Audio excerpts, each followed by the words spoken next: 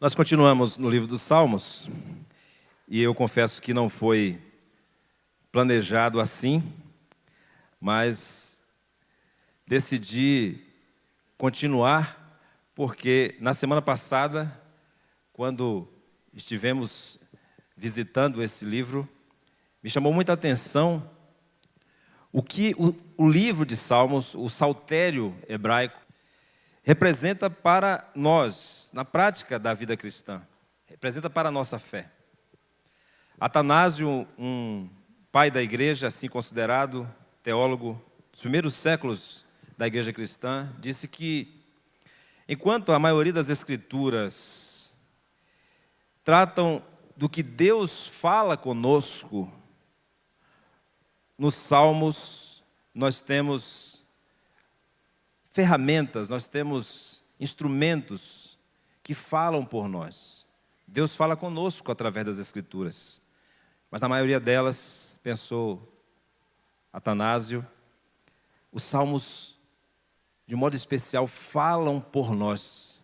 Você sabe aquele momento em que você não consegue orar, você não consegue se expressar através de palavras? Você tem até aquela oração decorada, todo mundo tem, eu também tenho as minhas. Que você já começa assim, Deus de Abraão, de Isaac, de Jacó, nem isso a gente dá conta. Aquela oração que você aprendeu quando você ainda era junior na igreja, quando era adolescente, mas nem assim você consegue expressar. Em momentos de angústia.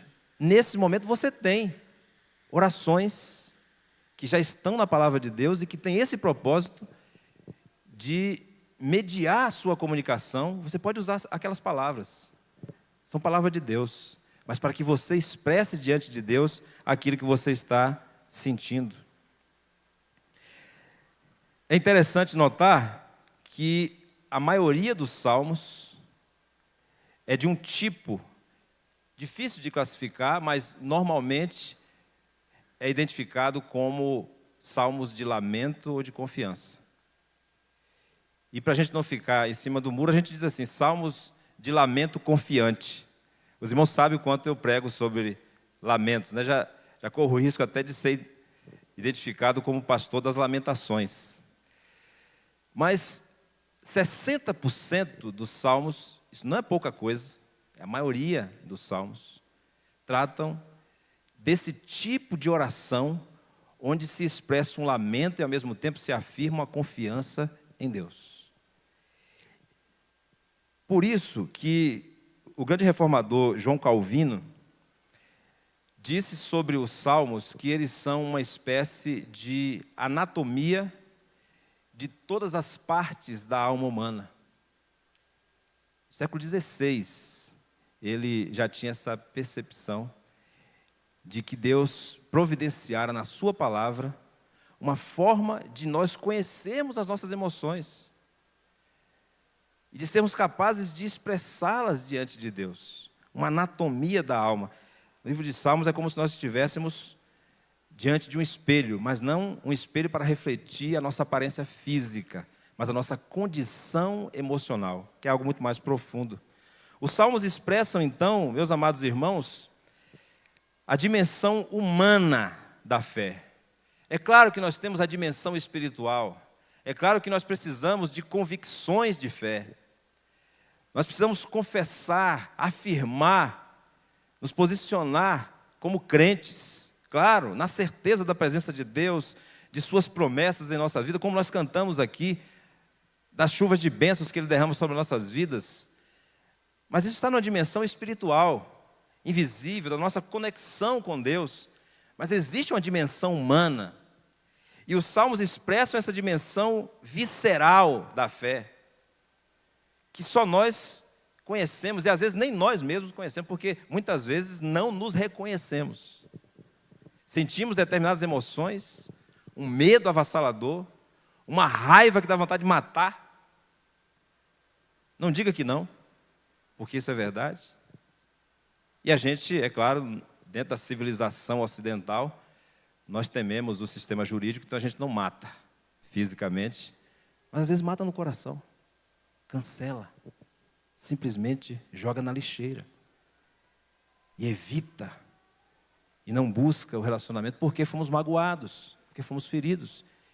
E nós precisamos sobreviver emocionalmente, então nós vamos selecionar as memórias e vamos descartando aquelas que nos trazem dor. Só que tudo aquilo que a gente vai jogando na lixeira, Deus não descarta, porque Ele conhece no íntimo, antes mesmo de expressarmos através de palavras. E os salmos são para nós essa mensagem de Deus, de que todos nós passamos por momentos de perplexidade. Todos nós enfrentamos momentos de desorientação. Todos nós, crentes há meses, como aqueles que foram batizados recentemente, ou há décadas. Todos nós nos sentimos em algum momento sem chão, perplexos, desorientados, confusos. E é por isso que os salmos são importantes na vida cristã, para que você então se volte para eles quando você não consegue orar, quando você não consegue expressar. Agora é interessante que o saltério é como se fosse um inário, né? Uma coletânea de músicas para a igreja cantar.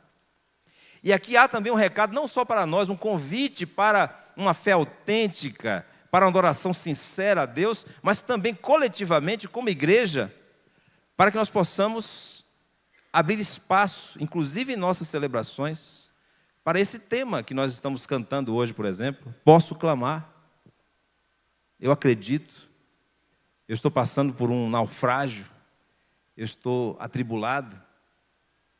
Momentos quando nós nos ajoelhamos, hoje pela manhã inclusive, quando confessamos a Deus que estamos nos negando a sermos instrumentos em suas mãos para a transformação de outras vidas. Então, os salmos e o seu uso coletivo, mesmo quando trata de questões individuais, da poesia que expressa a dor de alguém, para nós como igreja é importante cantar os salmos. Inclusive, nosso ministro de música sabe que na história da igreja evangélica, já houve discussão se nós devemos cantar alguma coisa além dos salmos. Houve quem não admitisse música na igreja, houve quem entendesse que, tudo bem, música sim, mas só com a letra dos salmos. Mas de fato os salmos têm um lugar na nossa adoração coletiva, porque ele fala do drama do ser humano, com suas dúvidas, com suas dores, com suas angústias. E é nesse momento de verdade em nossa adoração, quando de fato conseguimos expressar quem nós somos, que nós temos o privilégio de experimentarmos a presença de Deus e nos identificarmos com o nosso Senhor Jesus Cristo, que também viveu angústias. Ou você não se lembra do Senhor Jesus dizendo: a minha alma está angustiada até a morte? Quando ele chorou, quando ele expressou também a sua dor, a sua angústia. Estes salmos que nós estamos lendo o 42, mas desde o 140 até o 144, são salmos individuais, mas que são incluídos no saltério, para que o povo de Deus reunido pudesse expressar-se diante do Senhor. Estes salmos, 140 até 144, tratam do tema da violência. A violência que não é algo inaugurado nos nossos dias, por um sistema político, por exemplo. A violência que não é somente fruto da industrialização. A violência que acompanha a humanidade desde os tempos de Noé. Você vai lembrar de Gênesis no capítulo 6, dizendo que o coração do homem era mau continuamente. Continuamente. E por isso veio o dilúvio. Mais ou menos desde o tempo de Noé. Só para ter uma base. Então, a violência era algo presente no mundo antigo. Se nós estamos considerando o tempo de Davi, pelo menos de 970 a.C. para cá, é quando ele está testemunhando o grau de violência dos seus dias.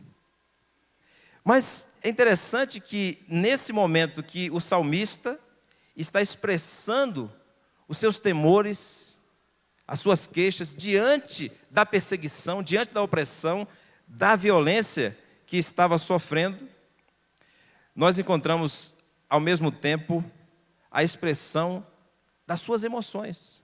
Ou seja, existe uma violência externa, existe sim a perseguição, a opressão, o assassinato, a morte, mas existe também uma violência que é sofrida no íntimo. Uma violência sofrida fisicamente, mas também sofrida na alma. Uma violência, talvez, indireta, silenciosa. Aquela violência que é sofrida, por exemplo, com abandono, como esse salmo vai tratar. Simplesmente, aquele sentimento de rejeição, e o quanto a rejeição é extremamente violento. O quanto a omissão, a indiferença.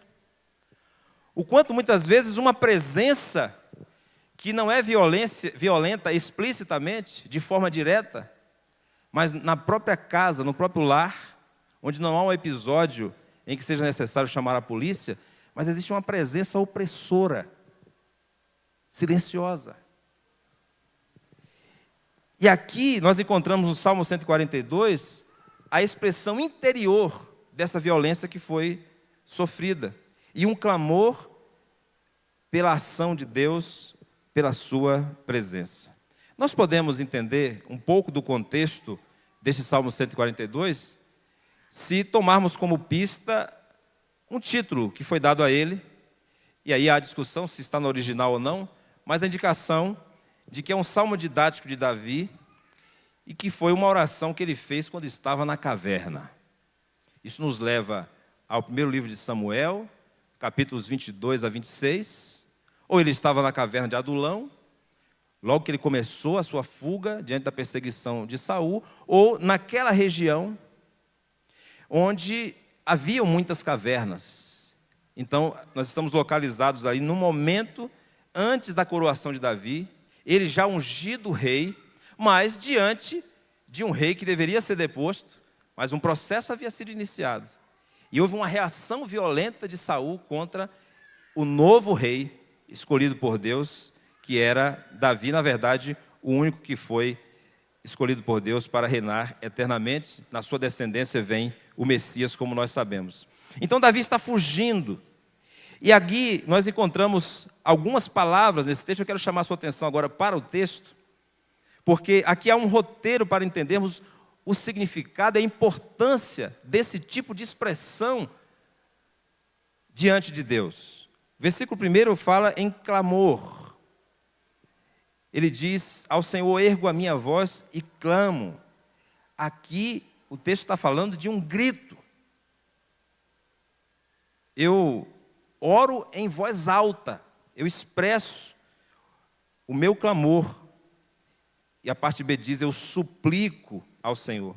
A ideia aqui é de uma verbalização dos detalhes, e de forma intensa, forte, expressiva. Então o Salmo já está nos dizendo que há um momento, e há um espaço na nossa relação com Deus, onde é necessário, dependendo das circunstâncias, que haja esse grau de expressividade. O versículo 2 fala de queixa, que pode ser traduzido como lamento, e fala também de tribulação. Derramo perante ele a minha queixa, o meu lamento. E nós já entendemos aqui, mas eu não perco a oportunidade de diferenciar o que vem a ser lamento, que é diferente de murmuração. Porque a murmuração é uma queixa do que Deus está fazendo, contra Deus, por alguma situação que nós estamos vivendo. Mas o lamento não. O lamento é para Deus. É uma expressão da minha dor diante de Deus. E Deus já sabe. Então, não é que eu estou murmurando, reclamando de Deus para alguém. É que eu estou diante de Deus expressando aquilo que me angustia. Os versículos 4 e 5 falam de refúgio. O português traz a palavra refúgio 2 vezes, mas no original nós temos o sentido de refúgio, primeiro no versículo 4, como um lugar para correr. A pessoa está se sentindo tão angustiada que dá vontade de correr. Você já ouviu alguém dizer isso? Me deu vontade de sumir. Você já disse isso em algum momento? Não me apronta não, que eu estou com vontade de desaparecer. Às vezes a gente expressa isso. O que ele está dizendo é isso. Eu quero um lugar para eu correr. Veja o que é que está na alma de Davi. Ele estava fugindo. Ele estava numa caverna. O que é que nós entendemos? Que em determinadas situações, há uma tendência em nossa alma a buscarmos uma caverna. Um lugar para correr. Buscarmos um refúgio. Mas a outra palavra é diferente. No versículo 5, a ti, Senhor, eu digo, tu és o meu refúgio. Aqui não é um lugar para correr, não é um lugar qualquer. Não é uma caverna. A primeira que eu encontrar. Aqui é um lugar seguro. Aqui é um lugar onde a minha alma se acalma e descansa. É diferente. Então veja a dinâmica. Eu preciso expressar diante de Deus que eu estou sim com vontade de correr para qualquer lugar, longe da situação que eu estou vivendo. Porque quando eu sou capaz de expressar isso, eu me dou conta de que eu preciso não de qualquer lugar, mas de um único lugar onde eu terei, de fato, a resposta, que é a presença de Deus. Essa é a dinâmica. Por isso que nós precisamos aprender com os salmos de lamentação. Porque ao mesmo tempo que eu expresso o que está em minha alma, Deus já sabe, mas eu preciso expressar, eu estou afirmando que Deus já é a resposta da minha súplica. Agora o que me chama a atenção, e eu ainda estou aqui em algumas palavras que eu destaquei, e chama a sua atenção para ficarmos no texto. O texto fala de quinhão no versículo 5. O meu quinhão na terra dos viventes. O quinhão é uma porção, é uma herança. É uma propriedade a que a pessoa tem direito.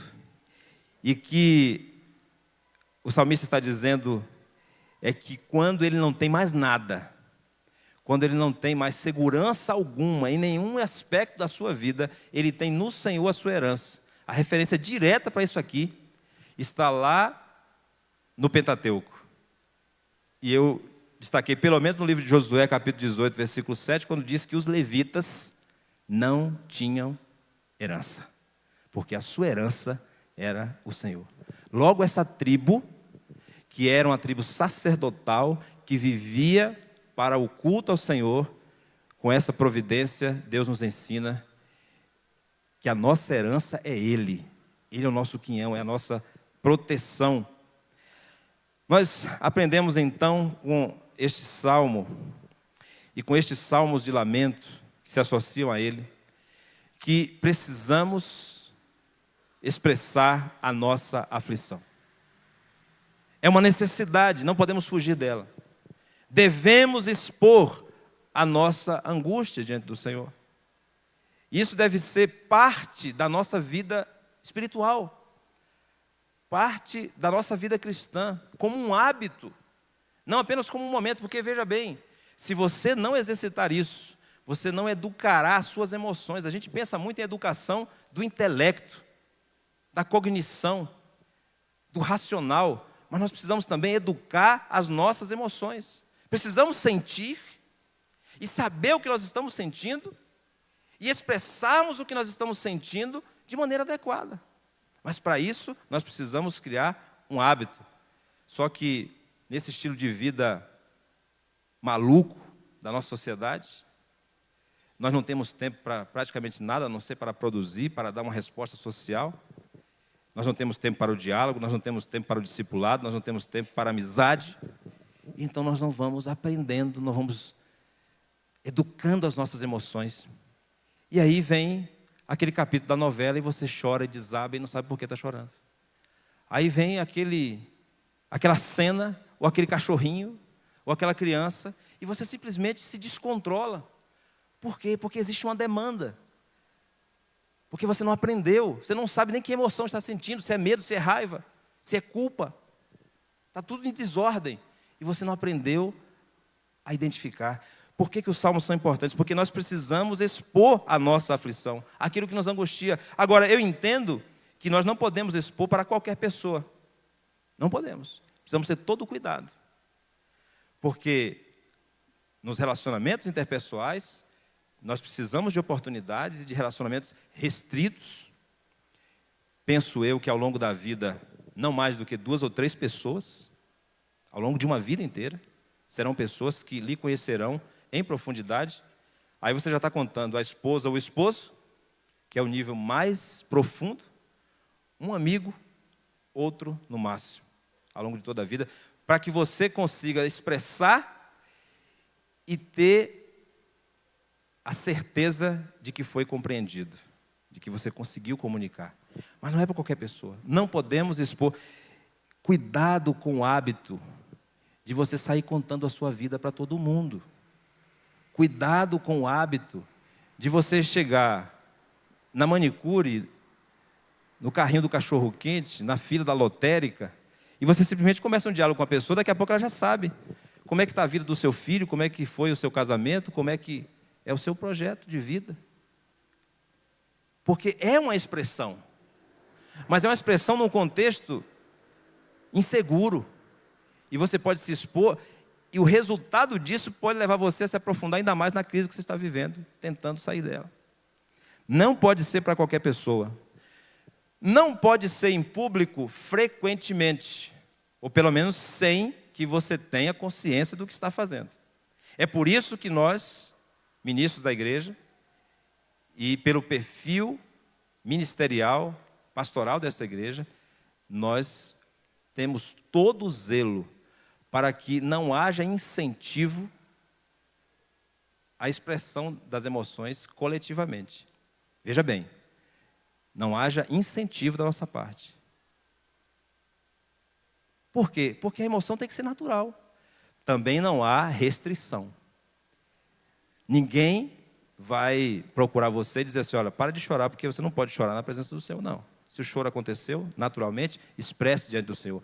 Mas nós não vamos dizer para você, por zelo e amor a você, expresse sua emoção diante do Senhor. E usarmos músicas que nós sabemos, pelo compromisso que temos do estudo, do que elas são capazes de fazer na alma, para estimular. Não, porque a expressão coletiva, nós vemos pela palavra de Deus, é necessária também. É necessário ter um momento de conexão entre pessoas, diante de Deus. É o momento que nós agradecemos por uma bênção e nos emocionamos. É o momento que oramos, suplicando por uma cura, pela intervenção de Deus, e nós nos conectamos emocionalmente com as pessoas, na presença de Deus. Mas isso não deve ser feito de forma inconsciente, nem frequentemente. E muito menos nas redes sociais. Você percebe que nós estamos num momento tão delicado da nossa sociedade, em que as pessoas não veem nenhum problema de se expor nas redes sociais. E perderam a noção da própria função desses meios de comunicação e da sua utilidade. Porque quando você está numa rede social, você está numa praça pública. E precisa ter todo o cuidado para não se expor. Por quê? Existem vários casos, e você deve se lembrar de alguns deles. De pessoas, por exemplo, que tiraram suas próprias vidas depois que se expuseram. Porque não deram conta da repercussão daquele ato, que talvez naquele momento foi impensado, mas que gerou um bullying, uma polêmica, e afundou aquela pessoa ainda mais na crise onde ela estava, ou desencadeou uma crise. Então, se não é para qualquer pessoa, se não deve ser em público com frequência, sem consciência, se não pode ser nas redes sociais, diante de quem nós vamos expor? O texto nos diz, diante do Senhor.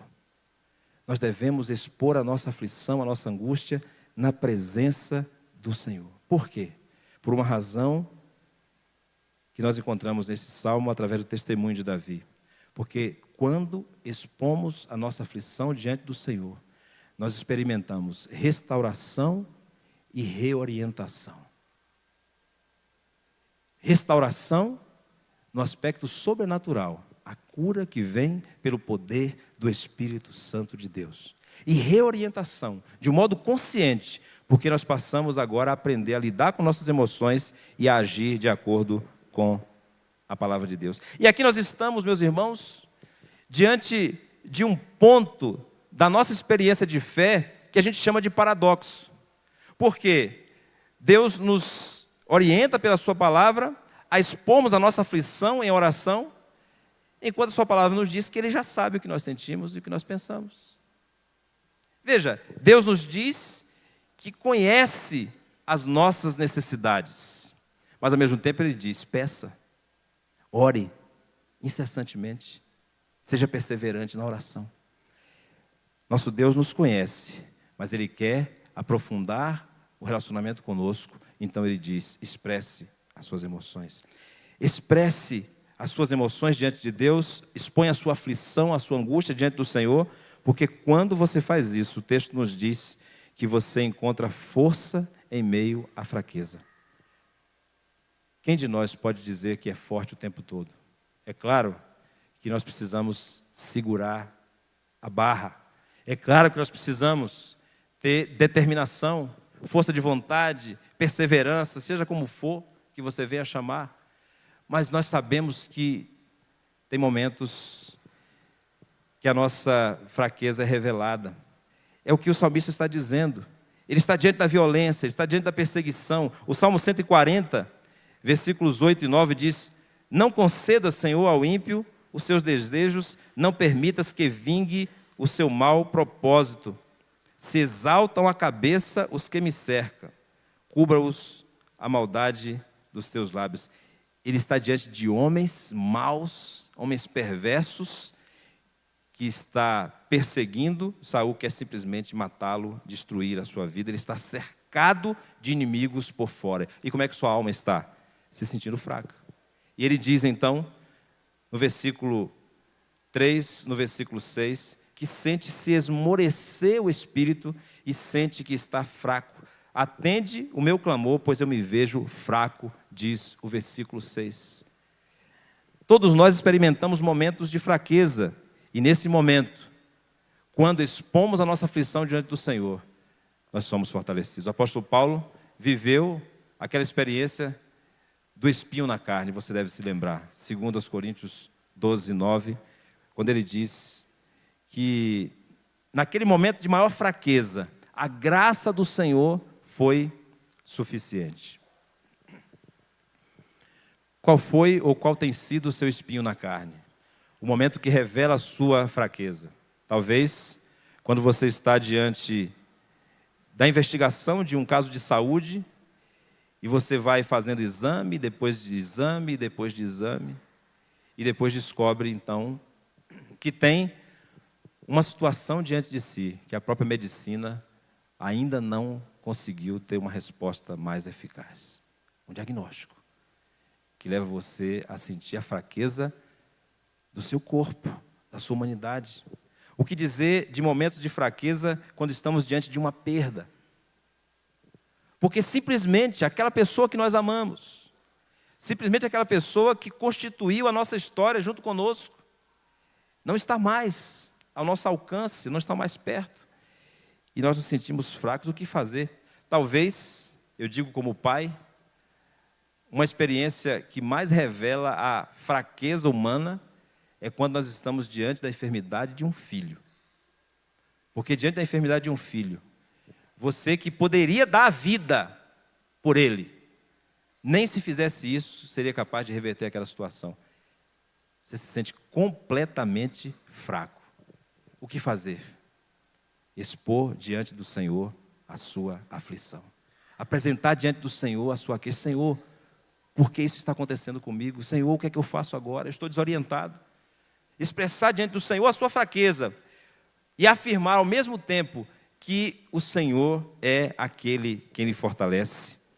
Nós aprendemos com esse salmo que devemos expor a nossa aflição, a nossa tribulação, a nossa angústia diante do Senhor, porque encontramos força em nossa fraqueza, mas também o texto diz que nós encontramos acolhimento na solidão. Veja o que diz, meus irmãos, o versículo 4. Olha à minha direita e vê, pois não há quem me reconheça. Nenhum lugar de refúgio. E o versículo encerra dizendo, ninguém que por mim se interesse.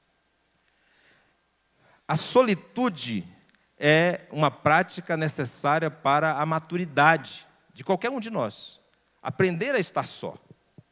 Aprender a se ouvir. Aprender a falar sozinho, por exemplo, falar consigo mesmo. Rir de si mesmo. É necessário que você aprenda a conviver consigo, e para isso você vai precisar exercitar momentos de solitude. Lembra do Senhor Jesus, que se retirava para um lugar onde ele estava só, para saber diante de Deus qual era a sua condição naquele momento e dialogar com o Pai sobre o seu plano eterno. Uma coisa é solitude, outra coisa é solidão. Porque a solidão você experimenta mesmo quando está cercado de tanta gente, de uma multidão. A solidão é essa experiência amarga de alguém que está na caverna, de alguém que está se sentindo isolado, rejeitado, abandonado. Famílias que se desfazem através do divórcio, ou de alguma crise, ou de alguma tragédia, levam seus filhos a experimentarem isso, o sentimento de solidão. Imagine, por exemplo, alguém que cresce sabendo que foi abandonado por um pai, ou por uma mãe.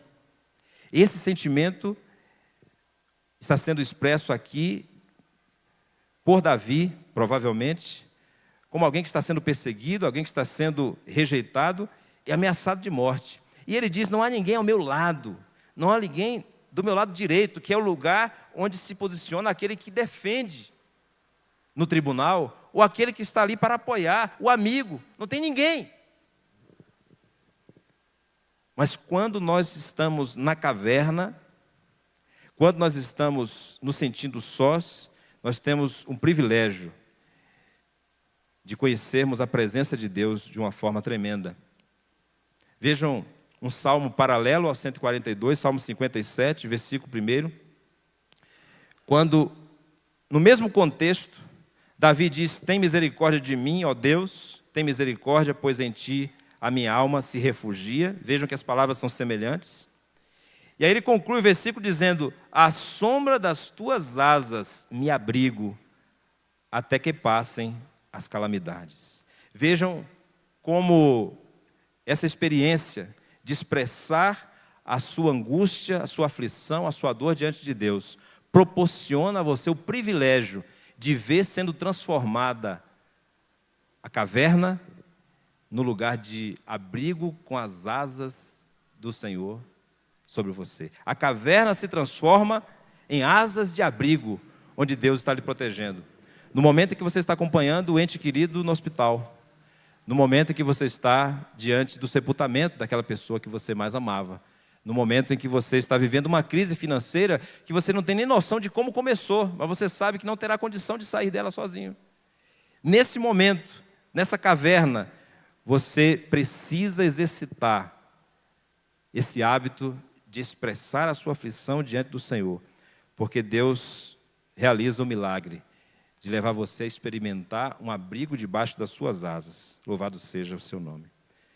O texto ainda nos diz, e eu encerro com este último destaque, que esta aflição que leva o salmista a orar, muitas vezes é uma experiência de prisão.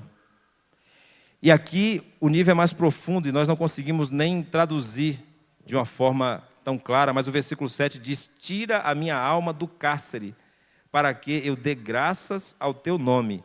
Os justos me rodearão quando me fizeres esse bem. A imagem que é criada aqui, por essa oração do salmista, é como se ele estivesse diante de limites intransponíveis, de cadeias, de correntes que estão lhe prendendo, ou então diante de muros, como diz Jeremias no livro de Lamentações. Eu estou diante de muros, cercado por muros, preso.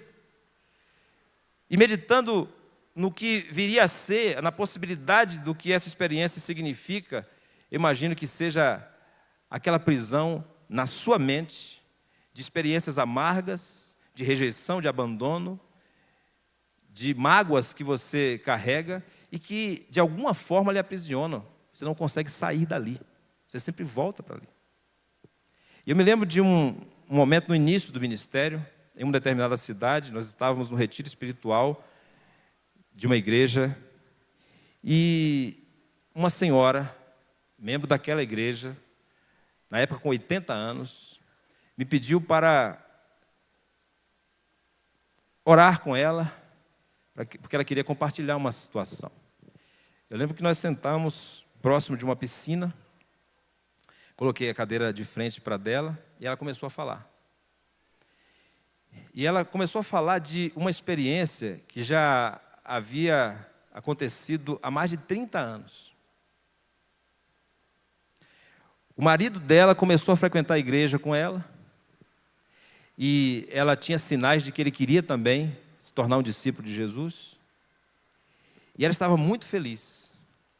Mas aconteceu algum episódio que agora eu não me lembro exatamente como foi, mas o fato é que o pastor daquela igreja, onde ela era membro, onde o marido estava frequentando, passando a frequentar, abordou o seu marido de alguma forma em que ele se sentiu ofendido e não voltou mais a frequentar a igreja. Ela continuou orando pela conversão do seu marido, obviamente, e aconteceu que ele não voltou para a igreja e morreu sem confessar publicamente a Jesus. E o que ela guardou no coração foi uma mágoa de que aquele pastor era responsável, então, pela perdição eterna do seu marido. Ele escalonou dessa forma, ela jogou para cima. Ela disse, ou pelo menos ela guardou no coração, que aquele pastor era responsável. Por que ela estava, então, buscando um pastor? Só depois eu fui entender. Porque, como pastor, naquele momento, de alguma forma, nas pregações, no convívio, eu fiz com que ela voltasse àquela figura pastoral a que ela estava presa há décadas. Meus irmãos, eu não soube o que dizer. E naquele momento, a única coisa que eu pude dizer para ela foi o seguinte: minha irmã, a senhora crê que entre a senhora e eu aqui está a cruz de Cristo? Não me censurem. Foi a única coisa que me veio à mente naquele momento. Teologicamente eu poderia analisar depois, mas eu disse: a irmã crê que entre nós há um vínculo no Calvário, do sangue de Jesus que foi derramado na cruz? A irmã crê? Ela disse: eu creio, pastor. O que nos une é a cruz de Cristo. Então, minha irmã, diante do sacrifício de Jesus, diante da morte de Jesus, para lhe perdoar, apresente essa mágoa, essa queixa que a senhora tem diante do Senhor e confie que Ele pode curar o seu coração, Ele pode lhe libertar. Porque a irmã não pode mais viver presa a essa experiência do passado. Muitas vezes nós estamos presos a uma palavra maldita que nos foi dirigida, a uma atitude que às vezes sem querer a pessoa só passou por você e não olhou para você. Você entendeu então que você é a pessoa mais rejeitada do mundo por aquela pessoa. Não teve nem tempo de apurar, mas o fato é que você ficou preso. E eu não teria competência para explicar como é que funciona isso no sistema nervoso. Mas eu sei que, numa linguagem que todos nós poderíamos entender, dentro do nosso cérebro existem, assim, caminhos da roça. Sabe o caminho da roça? Que você vai andando no meio do mato, e por andar muito naquele caminho, você vai fazendo um traçado. O fato é que tem um circuito cerebral, tem um circuito neurológico, que vai fazer você voltar para aquela situação mesmo. E aí os especialistas poderiam nos mostrar melhor como é essa realidade internamente. Mas o fato é que, espiritualmente, nós cremos no poder de Deus para nos libertar. Nos libertar de mágoas, de feridas. E se você, nessa noite, porventura, se sente assim, se vê numa caverna, porque lhe perseguiram, porque lhe oprimiram, porque lhe rejeitaram, creia que o Senhor ainda lhe fará o bem.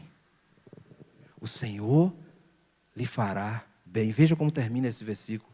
Os justos me rodearão quando me fizeres este bem. Deus quer fazer bem à sua alma. Deus quer restaurar a sua alma. Por isso, inspirados por essa música que nós cantaremos agora, aproveite a oportunidade e faça dela uma oração. Ela é praticamente a expressão deste salmo que nós acabamos de ler e meditar. Então, diga ao Senhor que você quer, a partir de hoje, expor diante dEle a sua aflição. Quer que Ele seja o seu melhor amigo, quer que Ele seja aquela pessoa em quem você pode confiar. E quer mais, que Ele transforme a sua caverna em asas de abrigo e liberte você de qualquer prisão em que sua alma se encontre.